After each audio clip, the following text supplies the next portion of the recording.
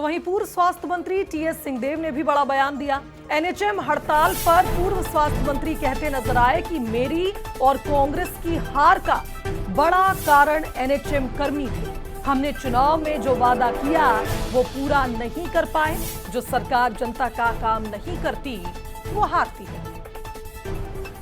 तो वो ये कह रहे हैं कि हम लोग भी हारे क्योंकि हम मांग पूरी नहीं कर पाए। महासमुंद में एनएचएम कर्मचारियों के मन से उन्होंने बयान दिया। बड़ा चौंकाने वाला बयान है। टीएस सिंहदेव साहब कह रहे हैं, हालांकि वो इस तरह से बेबाक बातों के लिए जाने जाते हैं और साफ तौर पर कह रहे हैं कि हम इसीलिए हारे क्योंकि हमने एनएचएम जो कर्मचारी है उनकी बातों पर ध्यान नहीं दिया। हमने चुनाव में जो वादा किया उसको हम पूरा नहीं कर पाए। महासमुंद में उन्होंने ये बयान दिया। क्या कुछ उन्होंने कहा, चलिए सुन लेते हैं। अभी अमरजीत ने कहा कि जो बहनों का या साथियों का काम नहीं कर पाते वो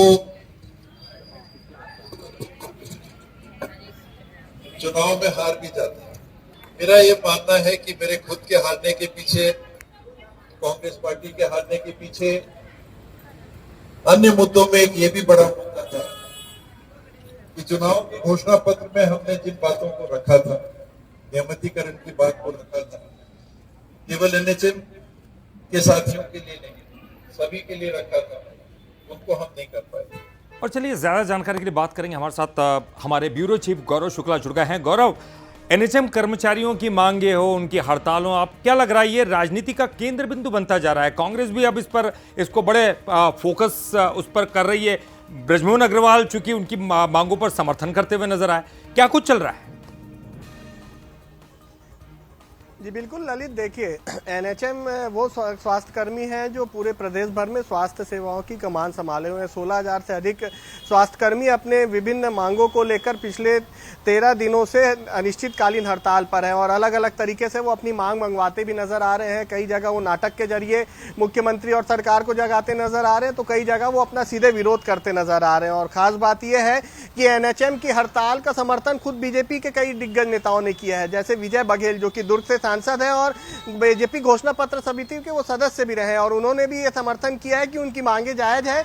और जो घोषणा पत्र तैयार हो रहा था उस दौरान उन्होंने ये कहा था कि उस घोषणा पत्र में हमने इनके नियमितीकरण और जो अन्य मांगे उस पर चर्चा भी की थी और वो बातें भी आई थी। और ठीक उसी तरीके से आज जब एनएचएम कर्मी रायपुर सांसद बृजमोहन अग्रवाल से मिलने पहुंचते हैं तो रायपुर सांसद बृजमोहन अग्रवाल ने भी उनका समर्थन करते हुए कहा कि जो उनकी जायज मांगे हैं वो उसके समर्थन में, और इसे लेकर वो केंद्रीय स्वास्थ्य मंत्री के साथ साथ छत्तीसगढ़ के मुख्यमंत्री और स्वास्थ्य मंत्री से भी मुलाकात कर इस बारे में चर्चा करेंगे। वहीं दूसरी तरफ यदि हम देखें तो कांग्रेस के भी ठीक इसी तरीके के नजर आ रहे हैं।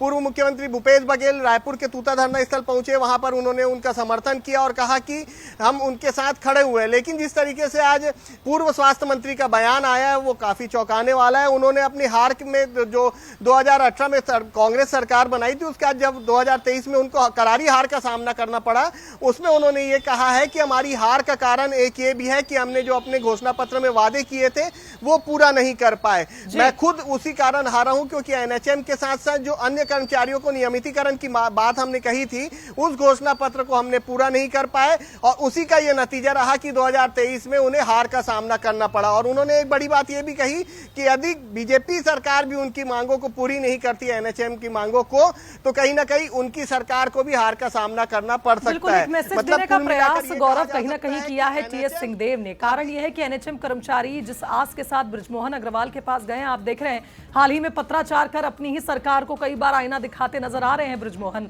तो अब देखना होगा कि जो आश्वासन दिया है उसे कितना पूरा वो करवा पाते हैं। बहुत शुक्रिया आपका तमाम अपडेट्स हम तक पहुंचाने के लिए।